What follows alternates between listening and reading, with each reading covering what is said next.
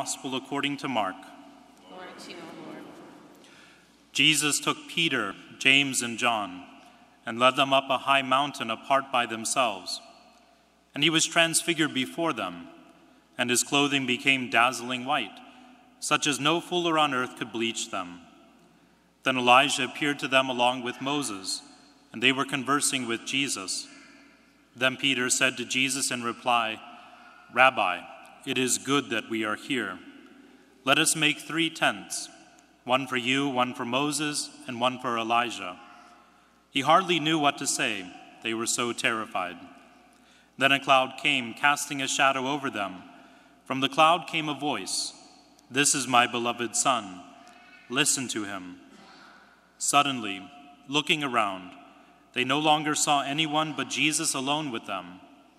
As they were coming down from the mountain, he charged them not to relate what they had seen to anyone, except when the Son of Man had risen from the dead. So they kept the matter to themselves, questioning what rising from the dead meant. The Gospel of the Lord. Praise to you, Lord Jesus Christ.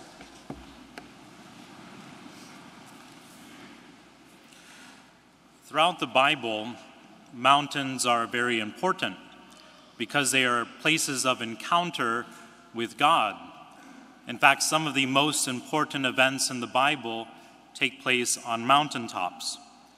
And there's something special about mountains. One of my fondest memories is that of hiking in New Hampshire, going up the Presidential Range.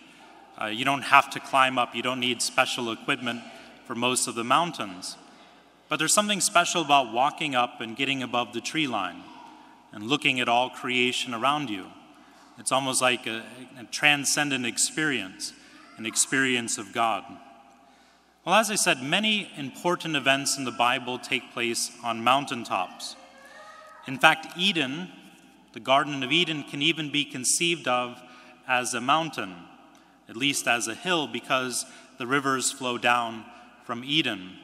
And there God makes a covenant with Adam and Eve, inviting them to divine sonship. We read last week the story of Noah and how the ark came to rest on a mountain.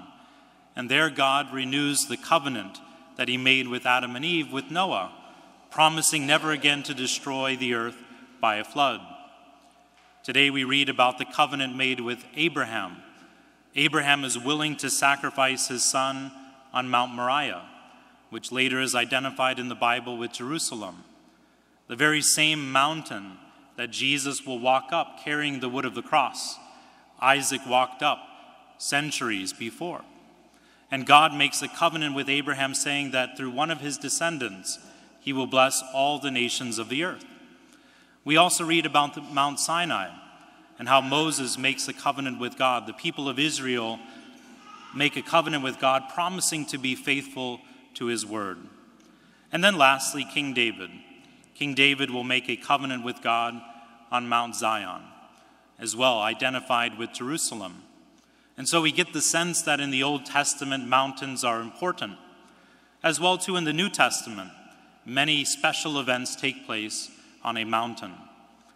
The mountain that we read about today, the Mount of the Transfiguration, sometimes is identified with Mount Tabor in Israel. It's a wonderful view. As you kind of go through the plains and you go up north, you see Mount Tabor on the horizon. As well, too, another possibility is that it's Mount Hermon, which is in modern-day Syria, as well, a very high mountaintop. Whether it's Mount Tabor or Mount Hermon, we know that the disciples, they accompany Jesus up the mountain. And there they experienced the glory of God, the glory that was lost by Adam and Eve, the glory that Moses was not able to see. He was only able to see the backside of God's glory. He wasn't able to contemplate the very face of God. That glory is revealed in and through Jesus Christ to Peter, James, and John. The meaning, I think, for Lent, as well too, the meaning for the disciples was that they were given an experience of God's glory so that that could prepare themselves for the sorrow of the cross. As well, too, another mountain that Jesus will walk up to save us from our sins. One last reflection is that walking up a mountain is not easy. In fact, if you want to, you can go up Mount Washington in your car. You know, if you see those bumper stickers, this car climbed Mount Washington. But it's so much more, there's so much more satisfaction when you yourself walk up. It's difficult, but it's worth it. And so today we are called to walk up the mountain with Jesus. And as I said, it's worth it to contemplate the glory of God. And that gives us a special meaning for this Lent. Yes, it's difficult to detach ourselves from the things of this world, but as I said, it's worth it. We need to keep our gaze fixed on the goal, contemplating God face to face for all eternity.